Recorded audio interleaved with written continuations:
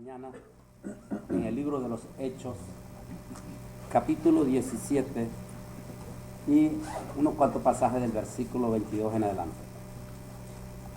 17, dice así: Entonces Pablo, poniéndose en pie en medio del areópago, dijo: Varones atenienses, percibo que sois muy religiosos en todo sentido, porque mientras pasaba y observaba los objetos de vuestra adoración, hallé también un altar con la inscripción al Dios no conocido. Pues lo que vosotros adoráis sin conocer, eso os anuncio yo. Nada más. Dios bendiga su palabra.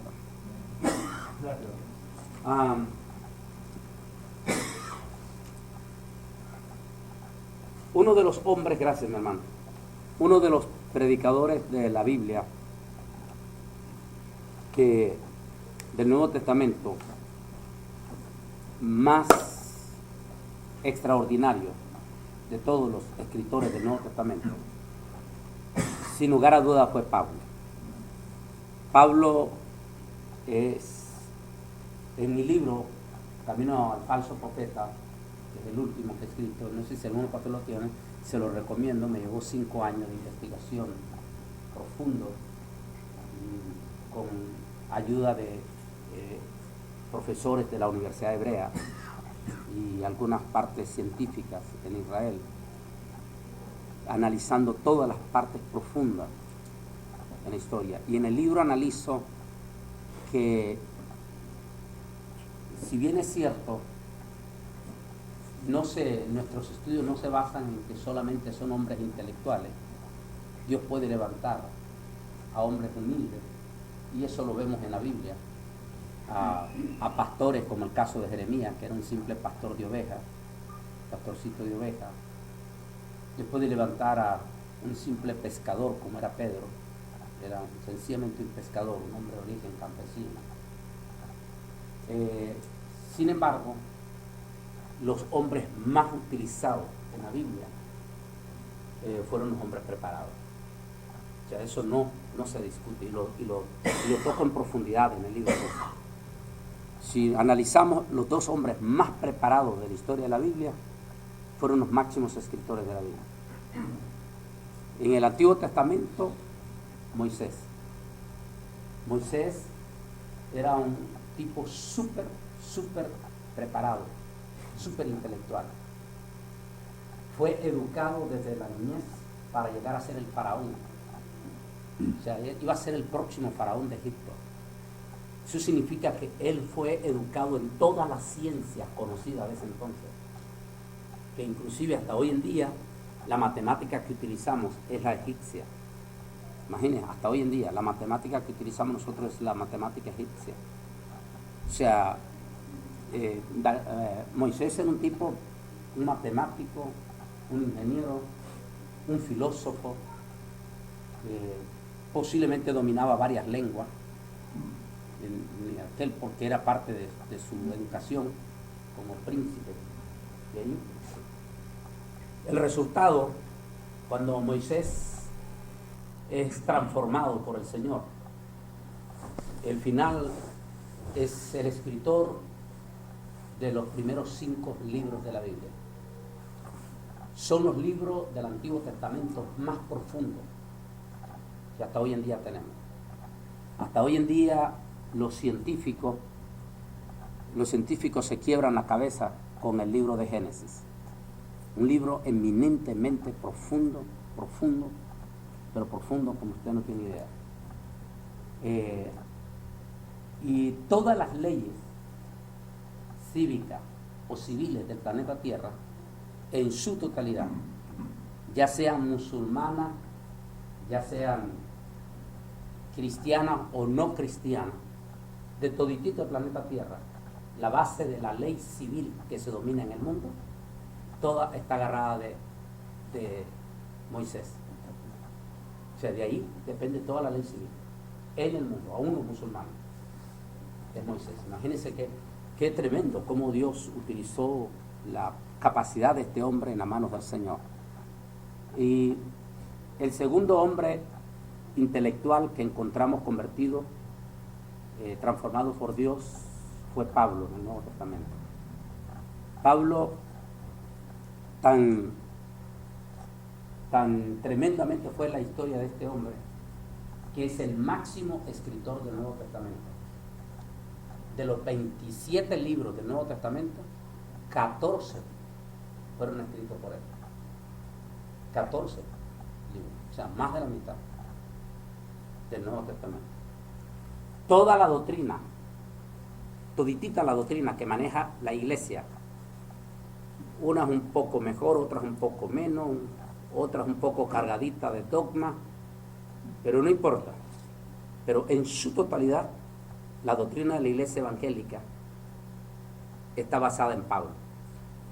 Toda basada en el apóstol San Pablo. O sea, toda la doctrina de nosotros que tenemos es paulina. O sea, Pablo fue el hombre. Por eso Pablo se menciona como el arquitecto. Él fue el arquitecto que Dios escogió para diseñar la doctrina de la iglesia. Es el arquitecto, él se menciona. Y efectivamente, él es el hombre que diseñó hasta hoy en día nuestra doctrina. Que la inmensa mayoría a la doctrina nosotros hemos añadido los dogmas. Eso es otra cosa. Hemos añadido los dogmas. Dogma ¿qué quiere decir dogma? Viene de la palabra dominio, control, imposición.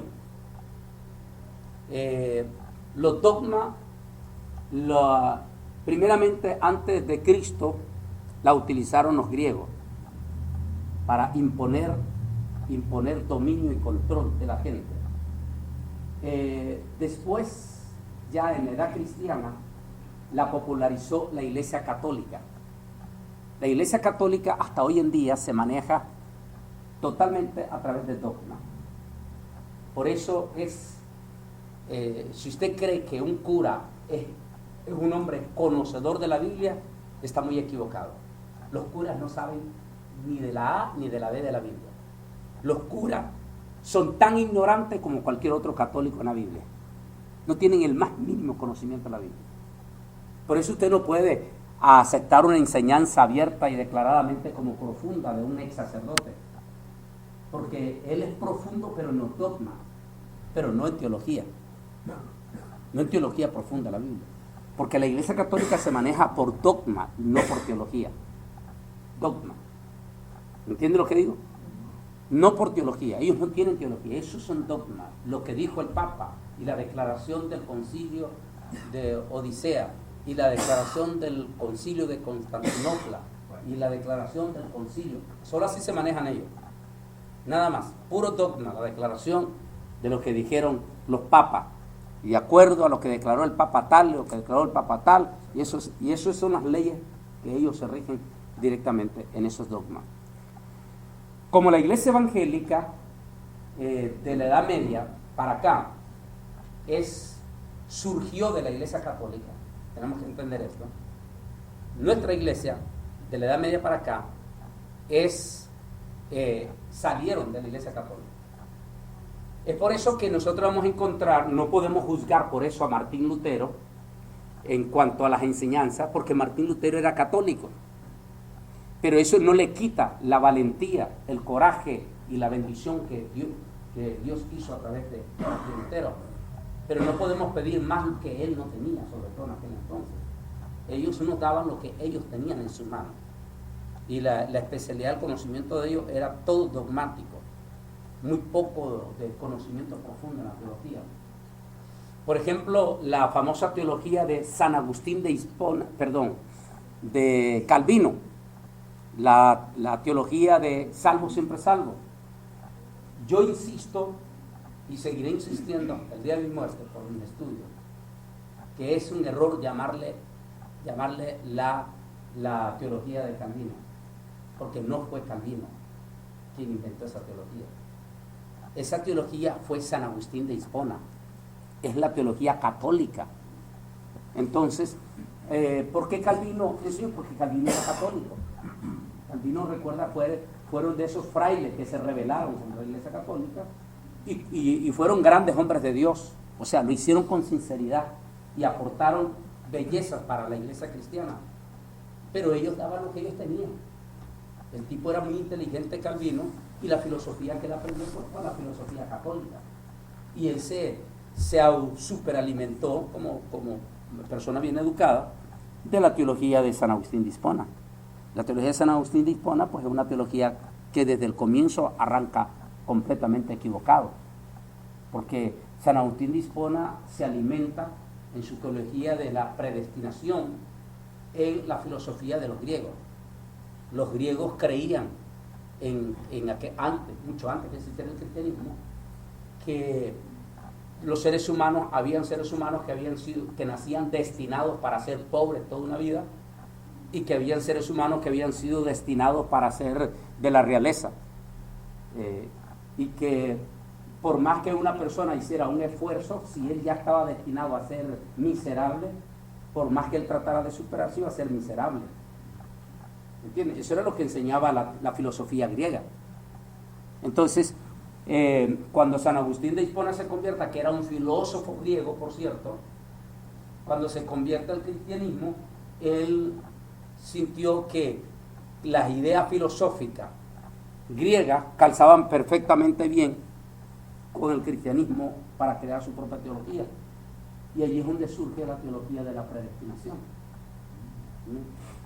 Entonces, San Agustín de Hipona fue un estudioso de esta teología, se convierte a Cristo, mas no tiene más conocimiento que la teología que él traía.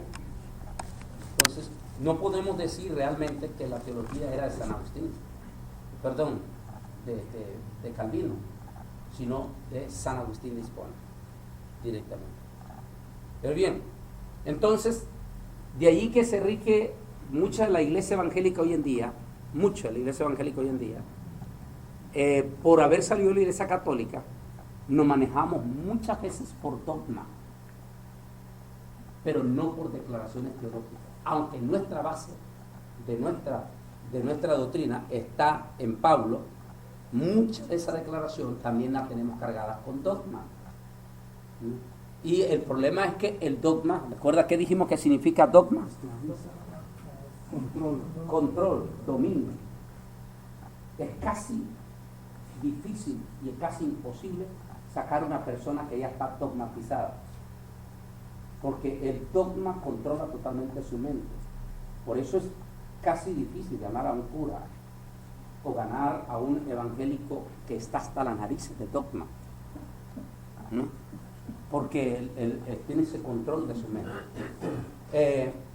Y es duro porque hasta hoy en día nuestra iglesia arrastra muchos de esos dogmas, culpa de las imposiciones que nos hicieron en todos los sentidos.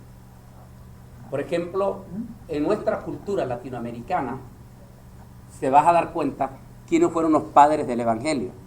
Y de acuerdo a los padres del evangelio de nuestra cultura latinoamericana, fueron misioneros que trabajaron muchos con dogma o fueron misioneros que trabajaron más con teología. Por ejemplo, si usted hace un análisis no nos vamos a ir a Sudamérica, vámonos desde México, Centroamérica y el Caribe, vámonos ahí, nada más. ¿Quiénes fueron los que predicaron el evangelio a los mexicanos?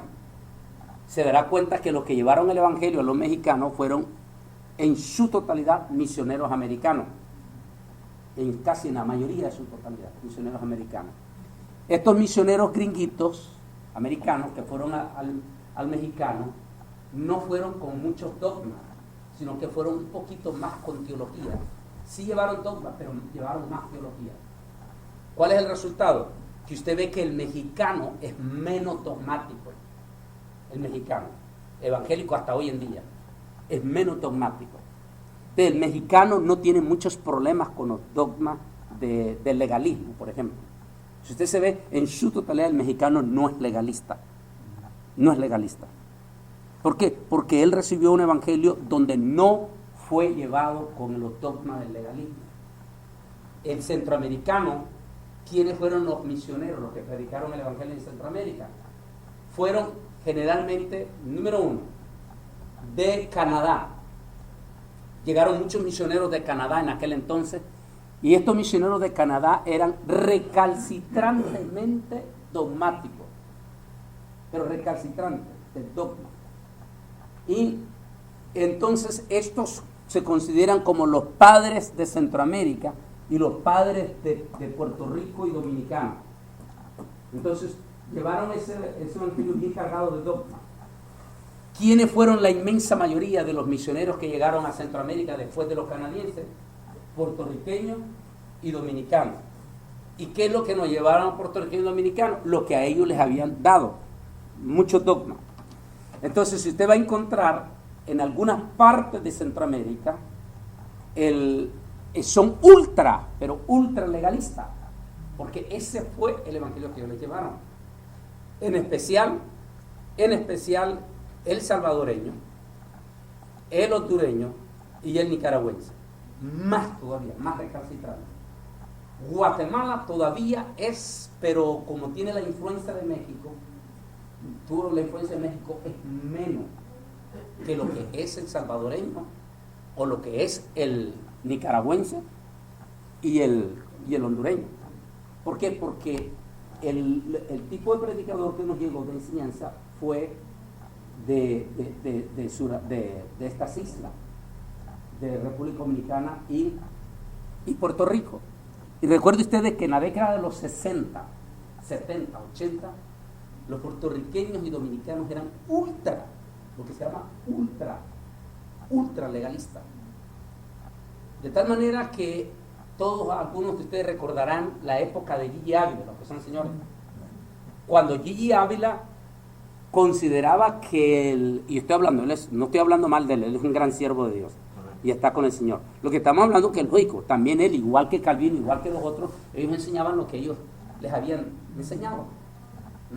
Entonces no los vamos a culpar por eso. Entonces, en aquel entonces, en la época que se levanta Gigi Ávila de ese ultra legalismo, Gigi Ávila enseñaba que la televisión era el cajón del diablo.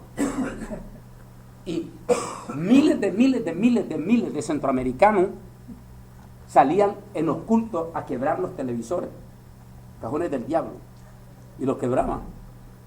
Y muchos años después Gigi Ávila apareció en la televisión.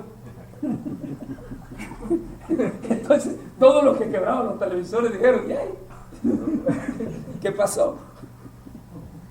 ¿Qué pasó entonces con la palabra? ¿Era palabra de Dios lo que tenía el hermano Gigi Ávila? No, era dogma. El dogma se puede imponer como una declaración bíblica, aunque al final no es bíblica y los resultados no van a ser los mejores. ¿Entienden? Se puede ver como que fue una declaración bíblica, pero al final no es bíblica, en esa manera. Y así, entonces vemos las diferencias en cuanto al dogma, que es las imposiciones que viene acarreando la iglesia y que hasta en estos días tenemos graves consecuencias, donde lo voy a llevar esta mañana a la enseñanza. Graves consecuencias. Porque el dogma a fuerza quiere imponer a este hermano lo que yo creo que es así. Y como es un dogma, no acepto ninguna otra declaración. Es como el Islam. El Islam no acepta a otro que es esto, nada más, así. Y tiene que ser así, si no, tiene que morir. Así es, no se habla. Ese es el problema del dogmático, no acepta. Por ejemplo, el dogmático hace de un solo pasaje hacia una doctrina. Hoy nosotros no sabemos. Teológicamente no se puede hacer una doctrina de un pasaje. No se puede hacer. Es completamente peligroso. De un solo pasaje usted no puede hacer una doctrina. Toda doctrina tiene que tener todos sus contextos, todas las evidencias, todo su respaldo. ¿Por qué nosotros creemos en la doctrina de la Trinidad? No creemos en la doctrina de la Trinidad simplemente por un solo pasaje. Creemos en la doctrina de la Trinidad porque hay múltiples de pasajes de la Biblia que respaldan la creencia de la Trinidad. Si nosotros tuviéramos solo un solo pasaje de la Biblia, de la Trinidad de Dios, por ejemplo, Mateo 28, 19, Si solo tuviéramos ese pasaje, nada más, bautizándonos en el nombre del Padre, del Hijo y del Espíritu Santo, si solo tuviéramos ese pasaje, estaríamos fritos en la doctrina de la Trinidad. Estaríamos fritos, porque no tendríamos respaldo teológico. Pero nuestra enseñanza de la Trinidad se respalda por una multiplicidad enorme de pasajes de la Biblia, desde el Antiguo Testamento hasta el Nuevo Testamento. ¿Entiendes? Por ejemplo, la deidad de Jesús, la doctrina, esas son doctrinas. Porque no hay que confundir imposiciones religiosas con doctrina, son cosas diferentes. Esos son dogmas. La doctrina es lo que nosotros creemos, que es la doctrina de nosotros, que creemos que las Sagradas Escrituras es inspirada por Dios desde el Génesis hasta el Apocalipsis. ¿Qué es otra doctrina? Que creemos la deidad de Jesús, esa es doctrina, la deidad de Jesús. Que Jesús es Dios como el Padre, como el Espíritu Santo. Esa es una doctrina. Que creemos en la segunda venida de Cristo Jesús, que es en el credo de los apóstoles. Esa es una doctrina. Eso es doctrina. ¿Entienden lo que digo? Entonces, eso es la parte que tenemos. Entonces, cuando nosotros declaramos una doctrina, nuestra doctrina no tiene que estar sustentada en un pasaje de la Biblia, sino en múltiples de pasajes de la Biblia, que nos hace fuerte y poderoso en nuestra creencia, en esa manera. Pero cuando nosotros imponemos, aquí viene el dogma, de un solo pasaje, una doctrina. Le voy a dar algo aquí. Levanten la mano los que son pastores, a ver, los que son pastores, levanten la mano. Creo que son pastores maduros, ¿verdad? Son maduros para aguantar, ¿verdad?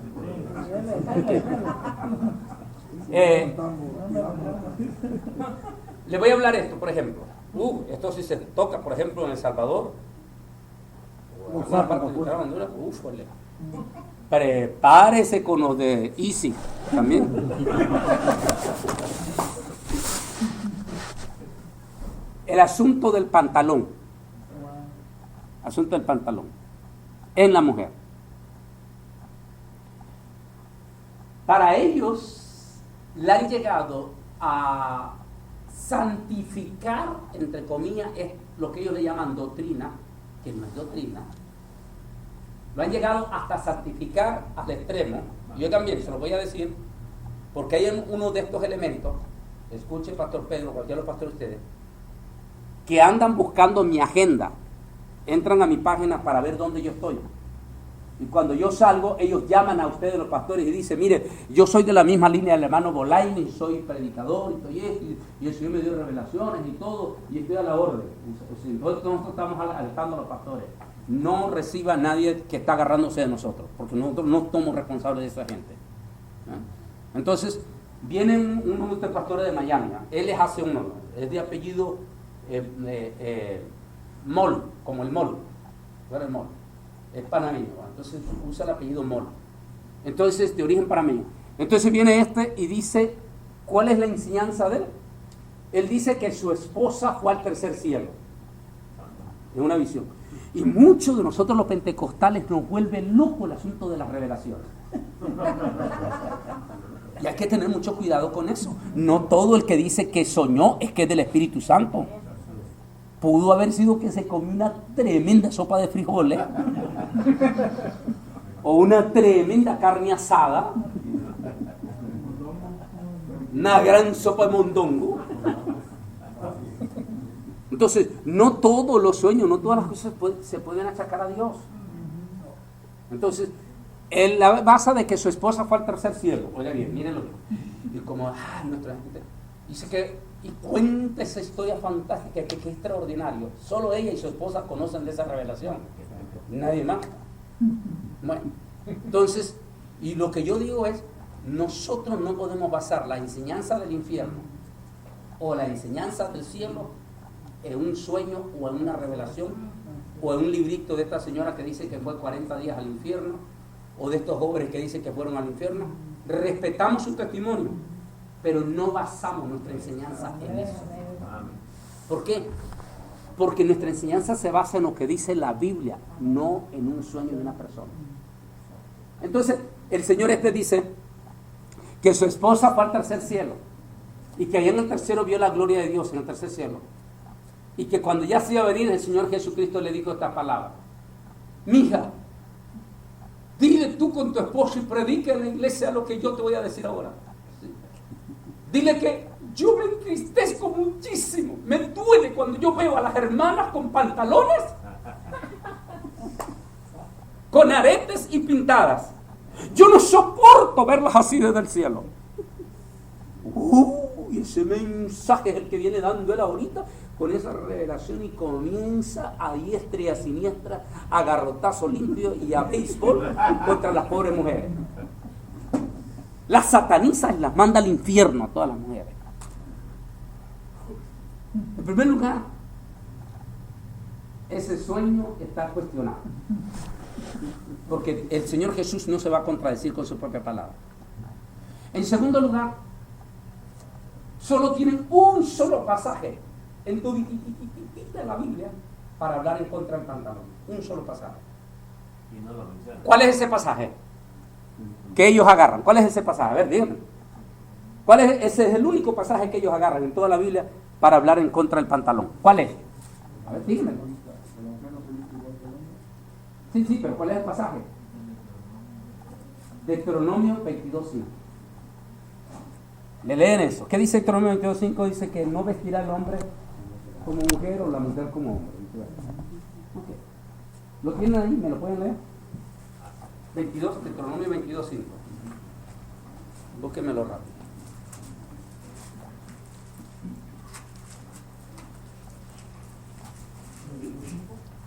A ver, ¿qué dice, pastor? Aquí, a ver. No vestirá la mujer traje de hombre, ni el hombre vestirá ropa de mujer. Pero dígamelo usted aquí, esta versión más moderna. Dígamelo ver. No vestirá la mujer traje de hombre, Así ni la el mujer. hombre vestirá ropa de mujer. Ni el hombre vestirá ropa de mujer. Okay. Esta versión dice: no vestirá la mujer hábito de hombre, ni el hombre vestirá ropa de mujer. Ajá, ok. La mujer no se pondrá ropa de hombre, ni el hombre se pondrá ropa de mujer. Ok, aquí está. ¿Cuándo fue dicho este pasaje? En la ley de Moisés. Okay. Es el único pasaje, nada más, en toda la Biblia. ¿Cómo vestían los hombres y las mujeres en aquel entonces? Aún en la época de Jesús todavía. ¿Cómo vestían? Porque todavía en la época de Jesús el pantalón no se había inventado. Porque el pantalón es de la Edad Media. O sea que el pantalón tiene un poco más de 500 años. ¿Ves? Así es que el pantalón es de la Edad Media, el pantalón no existía. ¿Cómo vestían entonces en aquel entonces? Con túnica. Ambos usaban túnica. El hombre usaba túnica y la mujer usaba túnica. ¿En qué se diferenciaba? En que para evitar, Dios da instrucciones, para evitar de que un hombre confundiera por la espalda creyendo que era su mujer e iba por detrás y abrazaba a la mujer y era otro hombre. Para evitar esto, el Señor ordenó que la vestimenta, la túnica del hombre fuera de color normal y que la vestimenta de la mujer, la túnica de la mujer fuera coloridos, de colores chillantes, coloridos. De esa manera, aunque la viera de espalda y se pareciera a su mujer, pero estaba él sabía que era una mujer. No podía ir y abrazarla por detrás, porque era una mujer. O sea, tenía que diferenciarse, ¿eh?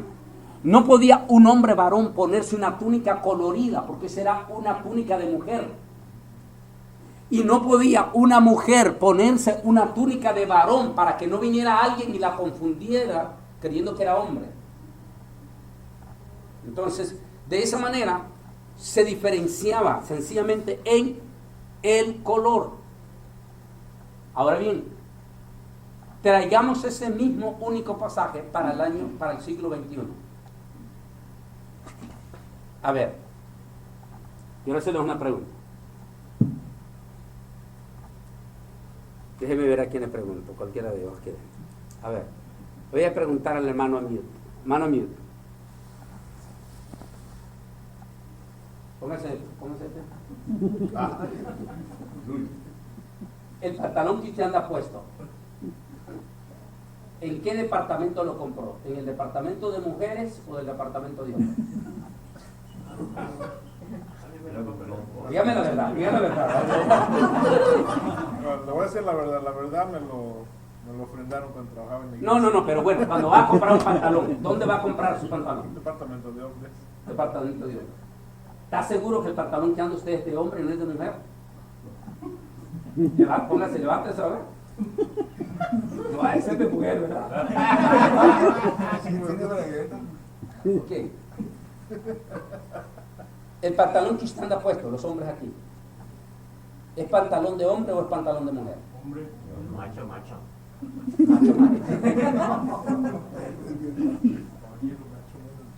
La hermana, ¿usted anda un pantalón de hombre o un pantalón de mujer? Pecadora. ¿Dónde va a comprar su pantalón? En el área de las mujeres. Área de las mujeres. ¿Puedo decir algo Sí. rapidito? También algo que se diferencia en los sacos de los hombres es que los botones de los hombres están derecho y los de las mujeres están a la izquierda. Y en los pantalones, Igual. igual. Los pantalones de la mujer casi la mayoría de las veces, excepto los jeans, como el caso de la niña que anda un jean aquí, pero aún, póngase de pie, mi niña, póngase de pie. Aún, levántese la blusita.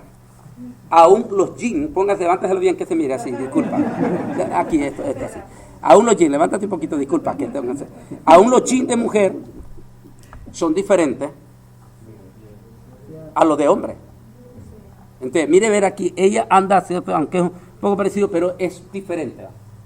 Pero vamos aquí entonces. ¿Podemos de ese pasaje hacer una doctrina? No. Es antiteológico. Y estamos llevándonos a diestra y a siniestra la hermenéutica. ¿Qué dice la hermenéutica? Que no puedes hacer doctrina de un pasaje sin tener un contexto. Pero ¿cómo le quitamos a los centroamericanos eso? No se lo va a quitar. ¿Por qué? Porque ese es el dogma. Es el dogma, es un dogma. Ellos están defendiendo un dogma. No están defendiendo una teología, sino están defendiendo un dogma. Y están dispuestos a morir por ese dogma. Y no les importa lo que dice la Biblia. A ellos ni les importa lo que dice la Biblia. Es el dogma. Es más importante eso. Sí, es más importante que eso que lo que dice la Biblia. Y entonces ellos idealizan ese pasaje de la Biblia y lo convierten en una doctrina, porque ese fue el dogma. Y hay iglesias donde Dios libre, desde los diáconos están viendo cómo entran las hermanitas. Entonces, se da cuenta que todo esto hasta hoy en día hemos arrastrado por el problema de los dogmas, y esto es culpa del bendito catolicismo, que fue la que creó los dogmas dentro del cristianismo. Y así hay muchos dogmas que acarreamos, que los hemos hecho doctrina. Entonces, no confundamos el dogma con la doctrina. Son cosas diferentes, muy, muy diferentes. Y aquí es donde entra el apóstol San Pablo. Si Pablo estuviera vivo hoy en día, sería el hombre más descuartizado en las redes sociales, no por los no por los inconversos, sino por los evangélicos ultra legalistas. Los evangélicos ultra legalistas le darían a garrote limpio al apóstol San Pablo y estarían usando las redes sociales para descuartizar a dos personas. Para que tengan una idea hasta dónde es la gravedad de esto, y aquí vamos a entrar en parte de las redes sociales, hasta dónde las redes sociales se está convirtiendo en un arma catastrófica para la iglesia evangélica. Dos personas agarrarían a garrote sin misericordia los legalistas contra el Señor Jesús y contra Pablo. Considerarían a Jesús como ultraliberal y considerarían al apóstol Pablo como ultraliberal, porque ambos tienen declaraciones impresionantes. Por ejemplo, ¿sabía usted que los fariseos eran tan ultra legalistas y hasta racistas, que si usted le daba un vaso de agua a uno de estos fariseos, usted le daba un vaso de agua, Él agarraba, agárrame un vaso, agarraba el vaso, inmediatamente lo ponía a un lado y agarraba un pañuelito y lo limpiaba solo porque usted tocó el vaso. O sea, eso es, imagínate qué feo se sentía el que le daba el vaso. Así, eso eran los fariseos. Porque según como usted lo tocó, ya estaba contaminado. Entonces lo limpiaban. Por eso dijo fariseos hipócritas, que limpiáis lo de afuera, pero por dentro. A eso se refiere. O sea, era tan ultra. Y entonces ellos acusaban constantemente a Jesús de ser liberal. ¿Por qué? Si los tipos con solo un vaso no lo querían, mucho menos meterse a la casa de lo que ellos consideraban pecadores. Entonces, ir a comer a la casa de Mateo, que era un publicano, para un fariseo era un escándalo. Era mundano. Solo un mundano podía ir a la casa de Mateo. Porque ¿quiénes eran los amigos de Mateo? Un montón de mundanos. Entonces, cuando Jesús fue a la casa de Mateo, y él dice que invitó a todos los publicanos, fueron los fariseos. Y estaban escandalizados los fariseos de que Jesús estuviese comiendo, este es un comilón con los borrachos. Porque estaba con un montón de mundanos, borrachos y todo ahí. Y Jesús estaba en la mesa comiendo con ellos. Y entonces llegaron los fariseos, pero no llegaron ahí, sino que llegaron para criticar a Jesús. Y estaban criticando, mirá, él está sentado con ese montón de ollitas. Ahí. Y entonces Jesús se levantó y dijo, les quiero hacer una pregunta. ¿Quiénes son los que necesitan un médico? ¿Los sanos o los enfermos? ¿Y los fariseos qué respondieron los fariseos? ¿Cuál fue la respuesta de los fariseos? Los enfermos, dijo el Señor. Entonces, bien has dicho, el Hijo del Hombre no vino por los sanos, sino que vino por los enfermos. En otras palabras, el legalismo se va a los extremos. Entonces, imagínense, por ejemplo, una de las cosas, porque aquí quiero llegar en esto, una de las cosas trágicas, terribles, trágicas que estamos viviendo en este momento en la iglesia, es que nunca antes en la historia habíamos tenido una ventana gigantesca para predicar el Evangelio. Ninguno de nuestras generaciones pasadas, ni una sola generación pasada tuvo el privilegio que nosotros estamos teniendo. Nosotros tenemos el privilegiazo de tener estas herramientas. Tu teléfono celular. Tenemos una herramienta extraordinaria para compartir el Evangelio de Jesucristo. Instantáneamente mandamos mensajes, podemos mandar el mensaje en solo 15 segundos hasta los rincones más impresionantes del planeta Tierra.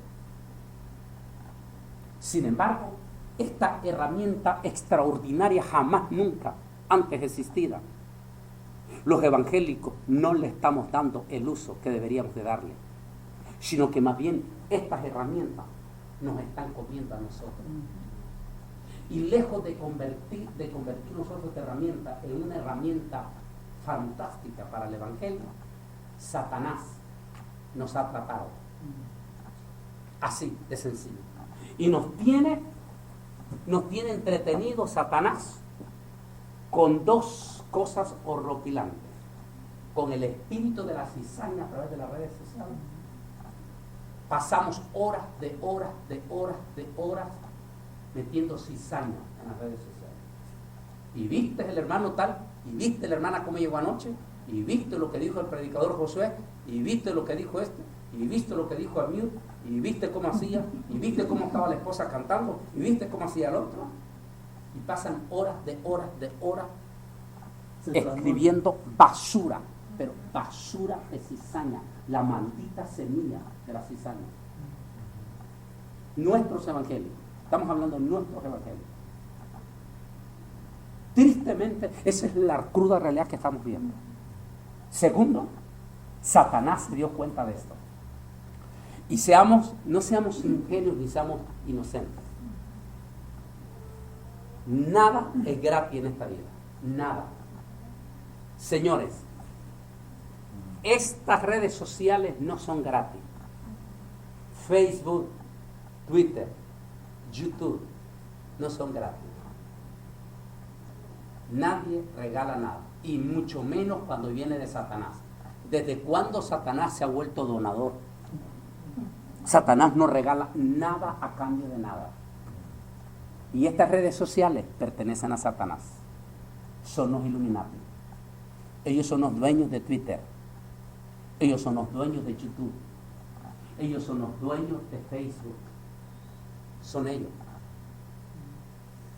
Así es que cuando Él te está poniendo esto, no lo está haciendo como una generosidad, sino una trampa. Y eso quiere decir que Satanás está invirtiendo millones de dólares en gente detrás de las redes sociales. Objetivo número 1 en todos los niveles sociales: desatar espíritu de chismología. Nunca antes en la historia habíamos vivido una sociedad tan chismosa como la que estamos viviendo hoy en día. Es un demonio de chisme, es un demonio de chisme en todo, no solamente los evangélicos, en todo. Los propios artistas mundanos a veces salen ya diciendo, ¿sabes? Ya estoy harto de las redes sociales, ya estoy harto de todo esto. Y miles de personas se han suicidado ante la maldición de la chismología de las redes sociales. E inclusive víctimas evangélicas. Como el caso de un pastor anglosajón, americano, el año pasado. Nos llama una hermana Ruth Salmerón de Washington. Llorando me llama. Su esposo es anglosajón. Pastor, un tremendo, un hombre de Dios, de esos predicadores de sana doctrina. Y usted sabe que en este momento la apostasía es diabólica. Y entonces, este pastor anglosajón ataca a la apostasía, a los pastores liberales, porque los extremos son malos. No podemos ser ni legalistas ni podemos ser liberales. En ambos casos estamos camino al infierno. La iglesia no puede ser liberal ni tampoco puede ser legalista. Las cosas tienen un límite. No podemos abusar del altar y tener músicos vistiendo todos hechos un diablo. No. Tiene un límite. Algunos de los músicos quieren ministrar en el Señor, entonces tienen que consagrarse también. Eso no es legalismo. Esas son parte de la ética ministerial. O el respeto, no digamos ética, el respeto ministerial.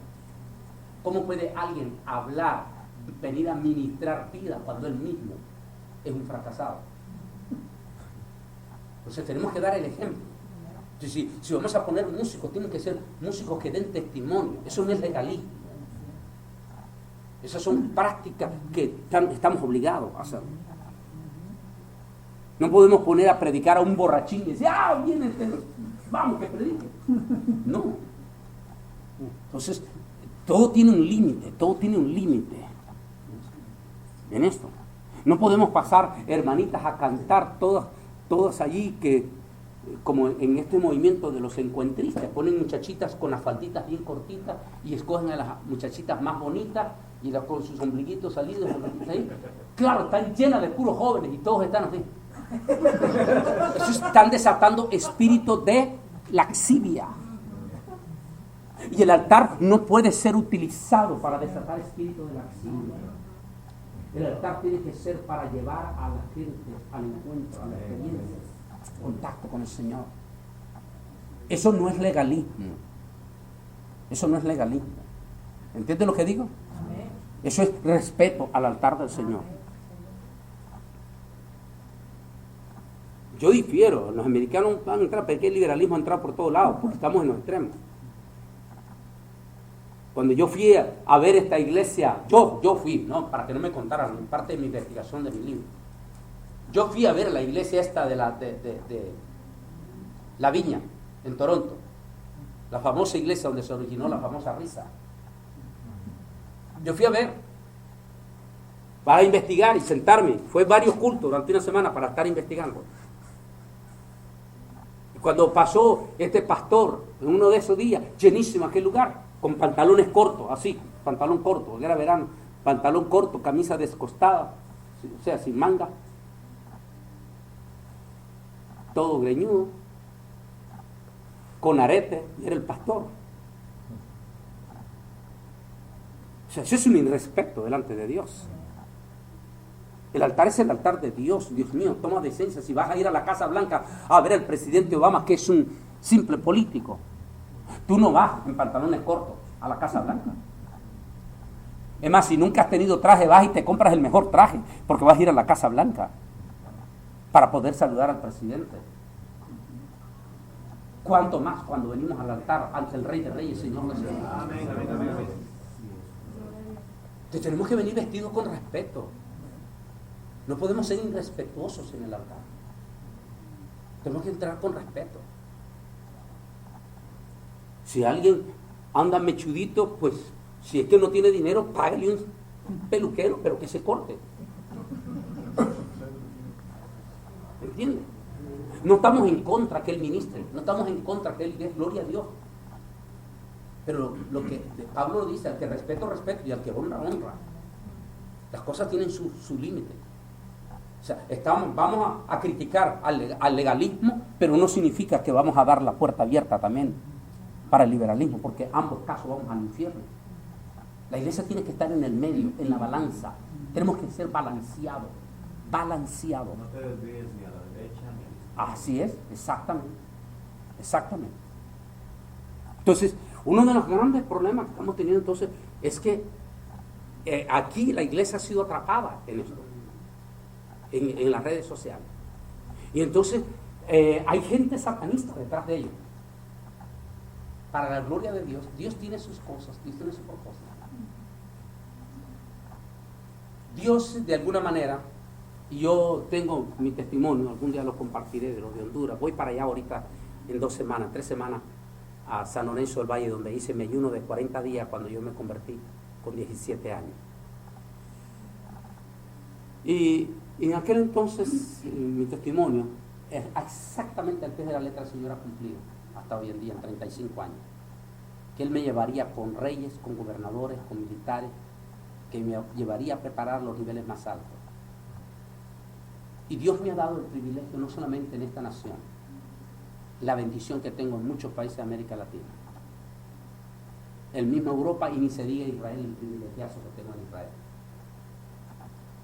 Y Dios me ha dado gracia en esta nación. Me ha dado gracia de estar no solamente, por ejemplo, me agarraron a diestra y a siniestra en las redes sociales porque aparezco junto con el presidente Obama. Pero yo no solamente estuve con el presidente Obama, he estado también en consejería con el presidente George Bush. Entonces, no solamente he estado en consejería solamente con él, o sea, también en la presidencia del presidente Bush estuve ayudando en la consejería espiritual, en esa manera. Y eso no quiere decir que yo estoy tomando un partido político, no. Pero nosotros como ministros no podemos negar la consejería a nadie. A nadie podemos negar la consejería. Como ministros estamos obligados a ser consejeros de quien venga y de quien se lo pida. Usted no le puede cerrar la puerta. Imagínense que Daniel se hubiera cerrado a Nabucodonosor, o se hubiera cerrado a Belsasar. Y no me vaya a decir usted que Nabucodonosor era un santo. Eso no quiere decir que yo estoy político. Eso no quiere decir que yo estoy apoyando el matrimonio gay. No, señor. Eso es problema de ellos. Eso es política de ellos. Pero si ellos me piden a orar, yo voy a orar, y tengo que dar mi palabra, yo solo voy a dar mi palabra. Si ellos la reciben, amén. Y si no, ese es problema de ellos. Pero lo que quiero decir es esto. En esta nación, Estados Unidos de América, es parecido a lo que fue, me imagino, a los Césares. Nadie absolutamente ningún ciudadano norteamericano se puede acercar al presidente de los Estados Unidos. O sea, puede estar en un desayuno pastoral y viene el presidente y saluda allá, eso no es problema. Pero que esté cerca, que llegue cerca a orar por él y que tenga consejería y que le llamen por teléfono para una emergencia y de crisis, ningún ciudadano americano en Estados Unidos se puede acercar al presidente si antes no pasa por un escrutinio del servicio de inteligencia. El servicio de inteligencia no va a permitir que nadie se le acerque al presidente si no saben quién es esa persona. De hecho, en esta presidencia han habido muchos jefes de inteligencia que han perdido sus puestos porque se han infiltrado en la cena del presidente, personas que no eran invitados, llegaron a estar sentados con el presidente. Perdieron su trabajo de servicio de inteligencia. Aunque no eran personas malas, pero no podían acercarse sin antes haber pasado un escrutinio al presidente. Así es aquí. Así, para que tengan una idea. Cuando en el 2009 a mí me llamaron y me dijo uno de los muchachos de los de inteligencia, me dijo, pasamos 10 de los grandes, solo 2 pasaron. Pasamos a Guillermo Maldonado, pasamos a esto, pasaron todos, y nos dijeron todos los grandotes. Y solo 2, me dijo, pasaron el escrutinio. Tú y este puertorriqueño, un pastor puertorriqueño. Los 2, por eso el presidente los quiere a los 2 a ustedes como consejeros. ¿Por qué no pasaron? Ellos no me iban a decir. ¿Por qué? ¿Qué sabían ellos de Guillermo? Saber. ¿Por qué no aceptaron? Lo pueden hacer que él vaya así, pero no como consejero personal. ¿Por qué? Porque ellos lo que dicen es que tarde o temprano va a salir un escándalo de esta gente. Tarde o temprano va a salir un escándalo. Y ningún político se quiere ver. O sea, tarde o temprano va a salir un escándalo de ellos. Eso quiere decir que ya ustedes tienen idea lo que ahí se esconde detrás. Entonces, ellos no van a decir, o sea, eso me ha permitido a mí, me ha dado el privilegio de conocer gente del servicio secreto que me aprecian, me tienen estima, me llaman. Ustedes no tienen idea a veces cómo me llaman para orar por ellos, para dar consejería, a veces matrimonial, problemas así. Periodistas de los que usted no tiene idea, de confianza. Antes de salir, ahí hablando uno de los grandotes, dándoles consejería y diciendo cómo debe de actuar y todo, consejería espiritual. Y cómo ellos me protegen, a mí me cuidan en el aspecto, Bolaine, no salga con alguien, si alguien, porque hay muchos políticos a veces que me llaman para un evento, una cena, y ellos me avisan, no vayas porque te va a venir un escándalo después y te vas a ver en vivo. O sea, ellos como amigos me cuidan, pero lo hacen ya como cuestión de amistad, porque el Señor me ha dado gracia de ganármelos a ellos con el testimonio de Cristo. Nunca he pedido un centavo de ellos, ni un solo dólar de ellos. Nunca. Mis manos están limpias. Entonces, pero eso me ha permitido conocer cosas que ustedes no se imaginan. Si ustedes supieran quién es Cash Luna, cuando yo menciono Cash Luna, no es porque me da la gana. Si ustedes supieran quiénes son estos hombres. ¿Por qué? Eso no es estar hablando mal de los siervos. No, no hablamos mal de los siervos. La Biblia nos prohíbe hablar mal de los siervos, de los verdaderos siervos de Dios. Pero eso no quiere decir que no tengamos el derecho de denunciar a los apóstoles. Si tú no denuncias a los apóstoles como predicador o pastor, eres cobarde. Y los cobardes no entran en el reino de los cielos. O sea, denunciar a los apóstoles no es hablar mal de un siervo. Yo no puedo hablar mal de ninguno de los pastores, de los verdaderos pastores sanos, no puedo hablar mal. Aún si cayere en pecado, aún así yo me tengo que cuidar de él, de hablar. Porque la Biblia dice que 7 veces caerá el justo y 7 veces lo levantará. Es decir, Dios puede tener misericordia y restaurarlo. Pero de un apóstata, es más, por eso le recomendaba nuestro libro, ahora en la noche lléveselo a los pastores que ustedes. No existe un solo pasaje en la Biblia, que demuestre a un apóstata arrepentido. Todititititito los apóstatas de la Biblia se fueron al infierno. El apóstata no se arrepiente. Desde Coré, desde Caín, Coré, todos ellos, ninguno se arrepintió. Balaán, ninguno se arrepintió. Judas no se arrepintió. Himeneo no se arrepintió. Hermógenes no se arrepintió. Entonces, no confundamos a un apóstata con un ministro normal y que aún llegue a tener una falla espiritual. No confunda pecado con cuestiones de apostasía. Son cosas diferentes. ¿Entiende lo que quiero decir? Entonces,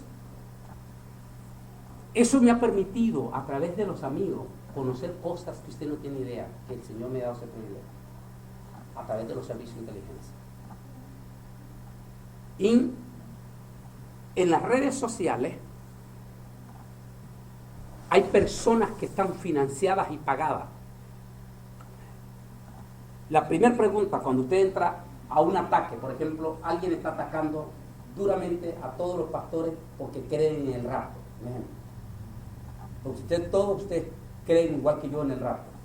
Y de momento hay un ataque cibernético contra el arrebatamiento y mencionan nombres en Oregon. El hermano José, el hermano Pedro, menciona nombres. Regla número 1. ¿Quién es el que está atacando?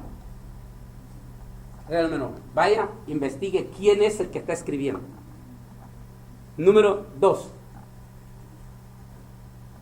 ¿De qué iglesia es miembro esta persona? Número 3. Si dice que es pastor, ¿de qué concilio es pastor o dónde fue ordenado? Y si mantiene todavía armonía con ese concilio o fue expulsado. Y si fue expulsado, ¿por qué fue expulsado? Te vamos a ir un momentito así para darles una idea. En el 2011 se levantó un ataque aférrimo, pero aférrimo, contra el tema del arrebatamiento de la iglesia y el tema de los diezmos. Se volvió un polvorín en nuestra comunidad hispana, porque usted sabe que nuestro hispano es la gran batalla que tenemos los pastores con nuestros hispanos, es que aprendan a diezmar. Son duros de diezmar. Es que les duele diezmar. Sí, la verdad, les duele diezmar. Es una maldición hereditaria del catolicismo romano malvado. Es una herencia que traen de la maldición del catolicismo. Tienen 20 años de estar convertidos y todavía siguen batallando con el problema del diezmo. Quieren seguir dando limosnas. Sí, exactamente, porque es la maldición que les enseñaron. Y entonces, de momento, vienen estos tipos y caen en las redes sociales y tocan un tema que siempre ha sido sensible para los evangélicos hispanos: el diezmo. Incluyendo los de las iglesias de ustedes, entraron a la página a alimentarse del tema de por qué el diezmo es un fraude. Y el ataque tan duro que es fuertísimo, pero bien programado, el ataque del diezmo, pero bien programado, que el diezmo no aparece mencionado en el Nuevo Testamento. ¿Por qué el Nuevo Testamento no respalda el diezmo? Porque el diezmo era parte de la ley, Entonces, viene el asunto del diezmo, y de la noche a la mañana se convierte, y empiezo a indagar. Y en esto hasta me arrastraron algunos amigos míos. Le tuve que pegar lo que se llama, le digo le pego porque él ha aceptado la tutoría mía. Le tuve que pegar una regañada a David Eino, porque me lo habían arrastrado a David. Ya David hasta grabó un estudio en contra del veneno, contra el diezmo. Y le pegó una levantada, pero una regañada, y le digo: ¿cómo te atreves tú, siendo también de ascendencia judía como tu servidor, cuando sabes que nuestros padres nos enseñaron el diezmo? Ay, perdón, porque se dejó llevar por la gran, porque es que muchos entiendan, predicadores, ¿hay algún evangelista aquí? Entiendan, como evangelista. Muchísimos se vuelven como locos por lo que están diciendo en las redes sociales y cometen muchos evangelistas el error de predicar lo que todo el mundo está predicando en las redes sociales. Eso es peligrosísimo. No cometa ese error, porque usted no sabe qué base hay detrás o quiénes están detrás de ahí. Entonces, David, como miró que todo el mundo estaba en la locura del diezmo y todo eso, dijo: este tema está caliente, y se mete también a respaldar eso. Le tuve que pegar y gracias a Dios de inmediato mandó a retirar eso.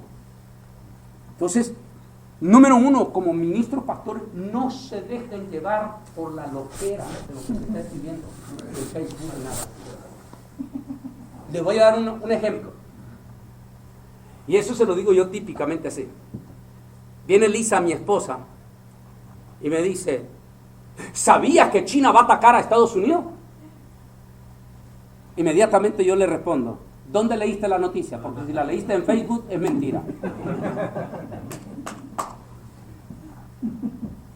Y lo que yo estoy diciendo en otras palabras es: no te creas lo que está saliendo ahí, sino indaga, investiga. De inmediato, cuando yo veo el ataque, ¡wow!, descubro que 2 personas estaban récord, pero récord. ¿Qué quiere decir? Que estaban arriba de 1 millón de personas visitando las páginas de ellos. Los 2, número 1, que estaban escribiendo en contra del diezmo. ¿Quiénes eran estos 2? Tito Martínez, de España. Sí, y el otro, Vicente Mercado, de Colombia. Inmediatamente fui a investigar quiénes eran estos 2. ¿Quién es Tito Martínez? Públicamente ha sido expulsado al menos por 5 iglesias evangélicas de sana doctrina. Ha sido expulsado públicamente por sus pastores, públicamente denunciándolo en público que Tito Martínez es un satanista.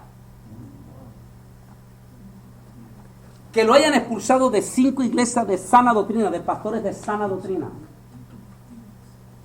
públicamente diciendo quién es él. ¡Wow! Más de 1 millón de evangélicos, incluyendo los de aquí de Portland, estaban alimentándose de un satanista, de Tito Martínez. ¿Qué le puede enseñar un satanista a usted? ¿Desde cuándo Satanás está interesado en enseñarle sana doctrina a usted? Vicente Mercado. ¿Quién es Vicente Mercado? David me los puso a los pastores, a la Alianza de Pastores de Santa Marta, Colombia. Me los puso. Estaba ahí varios de la directiva de la Fraternidad de Pastores. Y hablé con los pastores por Skype. Y le digo: pastores, ¿quién es Vicente Mercado? Dice: hermano Molaine, ya lo investigamos. Este elemento es una persona extraña. Nadie lo conoce aquí en Santa Marta. Dice que tiene su iglesia, pero no es verdad.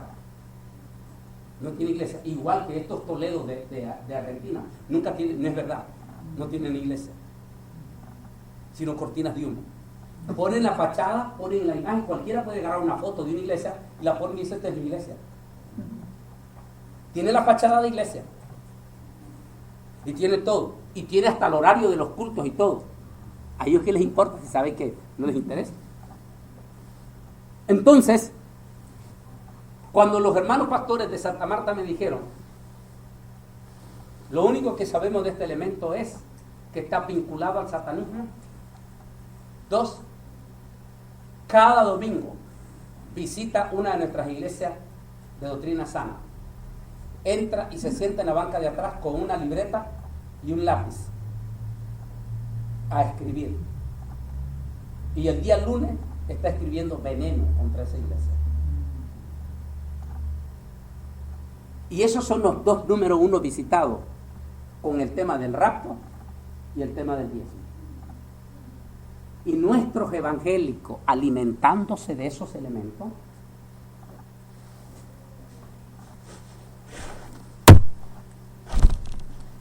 El hermano Marcos Morales Pastor que ha sido terrible objeto de difamación, como usted no tiene idea, cruel, pero de crueldad en Chile.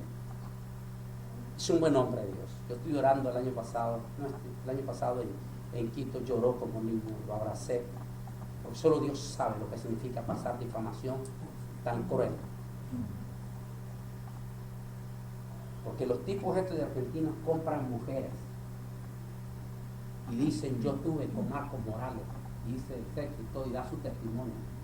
Desgraciadamente la gente se va de primera a primera, lo que está oyendo. Porque ellos se meten a sus cuentas.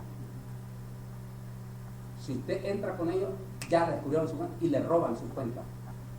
Y empiezan a publicar basura utilizando la cuenta de la hermana. No sé cómo consiguieron el teléfono de la niña del pastor Marco Morales de 18 años. Hicieron el teléfono, la llamaron, hicieron la voz de ella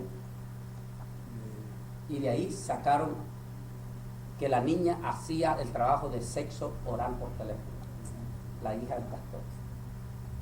Esto es duro, crueldad. Pero si usted lo ve, ellos se ponen, tienen el título de Jesús Salva, tienen la fachada de iglesia. Marco Morales fue a ver, no es iglesia, es una casa con telaraña y todo. Sí. O sea, no es nada. Entonces la pregunta es, ¿quién les paga a estos elementos? No tienen trabajo, pasan durmiendo en el día y en la noche en la pura computadora. ¿Quién les paga? ¿Quién los financia? Son Illuminatis. Su trabajo específicamente es pueblo evangélico. Y sabe que nuestros evangélicos están cayendo en la carnada de la difamación, la calumnia y el chisme. Y pasan horas chismeando. Y no estamos compartiendo la palabra de Dios. No estamos aprovechando para mandar mensajes. Y nos ponen a pelear entre nosotros mismos. Y los satanistas junto con el diablo a carcajadas. Míralo cómo se están peleando. Están peleando. Nos tienen a nosotros peleando. Voy a decirles un tema. En diciembre, qué triste. Nosotros tuvimos que en nuestra página, en mi personal, solo nos permiten 5,000, yo la tengo llena. Y tuve que borrar. Y cada año tengo que borrar. Dios mío, independientemente si Jesús nació o no nació diciembre, ¿cuál es el problema?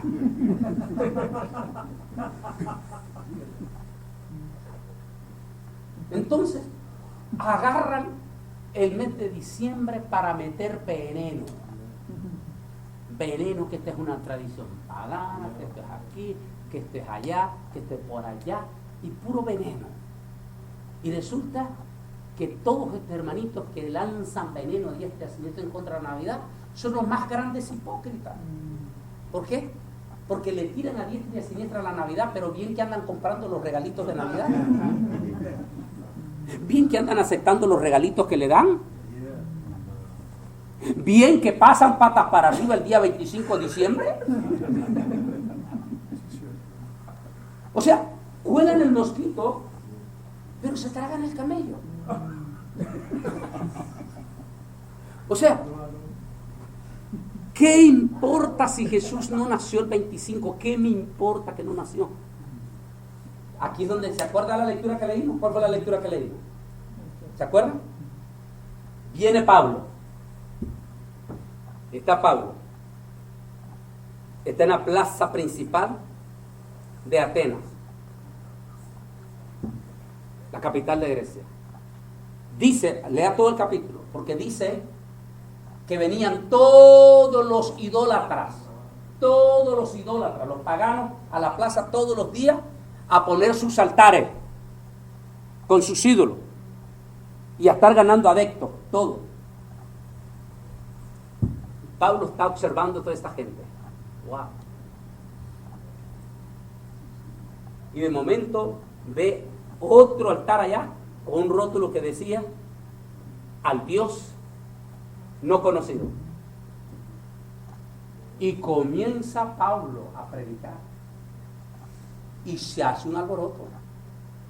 Y llaman llaman al alcalde de la ciudad, lo traen frente al alcalde y le dice el alcalde: ¿qué es el alboroto que ha venido a hacer aquí? ¿Qué es este alboroto? Y está llenísimo. Y dice: no, mire señor, señor alcalde, resulta, le dice, que estando yo en la plaza, empecé a observar los múltiples de altares que tenían a sus dioses, y entre ellos vi un altar que dice: al Dios no conocido. Sencillamente yo lo que hice es lo que le voy a decir esta mañana a ustedes: a ese Dios no conocido es el que yo les vengo a predicar esta mañana. Pero mire la inteligencia de él. Si Pablo estuviera vivo en persona, lo agarraran estos legalistas en las redes sociales, a diestra y a siniestra, hablarían peste de Pablo. Imagínense cuando Pablo le dice a todos ahí en la plaza, miren lo que le dice, ahí lo tiene la lectura, yo se lo voy a decir con mis propias palabras. Dice Pablo: señores, yo quiero felicitarles a ustedes. Está hablando con todos los idólatras. Y miren los guadalupanos, los escupeleños de Guatemala. Está hablando con todos estos y no los está condenando. No los condena. Sino que Pablo le dice: estoy impresionado, estoy admirado, dice la otra parte del verbo, de ver la devoción de ustedes. Wow. Y todos los guadalupanos, eso, wow, nos está elogiando. Pero ¿qué le dice Pablo en la carta a los Corintios? Pero yo, siendo astuto, lo tomé por engaño. La inteligencia, la astucia. Dice Pablo: admiro la devoción de ustedes porque he visto, los he estado observando, de cómo ustedes con esa forma tan devota, haciendo esto y esto y esto, y comienza a dar el mensaje. Dice: pero entre toda esta devoción estoy viendo un rótulo que dice: al Dios no conocido. A ese Dios no conocido es el que yo les vengo a predicar esta mañana. Ya se había robado toda la atención de ellos. Se los había echado. ¿Cuál fue el resultado? Hasta el alcalde se convirtió. Ahí dice en la parte final que el Areópago se convirtió. Dionisio. Ahora ponga la versión de uno de nuestros pastores, de esos de hueso colorado. ¿Qué hubiera dicho? ¡Hijos del diablo! ¡Idólatra!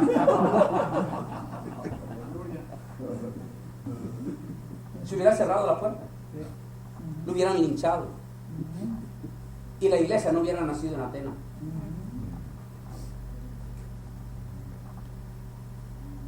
Pablo lo dice: pero yo, ¿y por qué dijimos? Tipo era inteligentísimo. Pero yo, siendo astuto, los tomé por engaño. ¿Qué le quiere decir? Utilicemos la astucia. Utilicemos no para entrar en pleitos, en discusiones que no sirven para nada. Me gusta la carta que Pablo le hace a los romanos también, porque el gran pleito en la iglesia de Roma, unos eran judíos y los otros eran gentiles. Entonces los judíos que no se tenían que comer esto, y los otros que se tenían que comer esto. De Pablo le escribe y dice: déjense de esos pleitos, déjense de esas niñadas. Dice Pablo: déjense de esas niñadas. Y le dijo Pablo: el que no come da gracias a Dios y está bien con el Señor. Si no quieres comer, no te lo comas. Aleluya. Y estás bien porque diste gracias al Señor aunque solo comiste legumbre. Está bien, no comiste chanchito porque los gentiles comen chanchito. Yo como judío no como cerdo. Está bien, no lo como. Y doy gracias a Dios. Y el que come, también da gracias a Dios porque es cristiano, está hablando de la iglesia. También él da gracias a Dios. Y está bien para Dios. Así es que déjense de esas niñeras, de esas niñadas. Y dejen de estar discutiendo que esto se debe hacer y que esto no se debe hacer. Volvemos al caso de los dogmas. Entonces el asunto es que no podemos estar. Tenemos que tener inteligencia. Entonces, ok, hablemos Navidad. Un ejemplo. Que la Navidad la inventó la Iglesia Católica Romana. Bueno, sí. Fue la iglesia católica romana que empezó a celebrar Navidad. Que el 25 de diciembre es una fecha que utilizaban los paganos para adorar a Tamuz. No es verdad. Ahí está, mira, ahí están las cosas. Ahí está la diferencia. Sí, la iglesia católica empezó a celebrar Navidad, eso es correcto. Que el 25 de diciembre era el día de celebración de Tamuz, no es verdad. Pero ¿cómo lo vas a hacer entender a un dogmático? No, es que él lo leyó porque es un ex sacerdote. A mí no me importa lo que diga el ex sacerdote. ¿Qué le dije de los ex sacerdotes? ¿Qué le dije de los sacerdotes?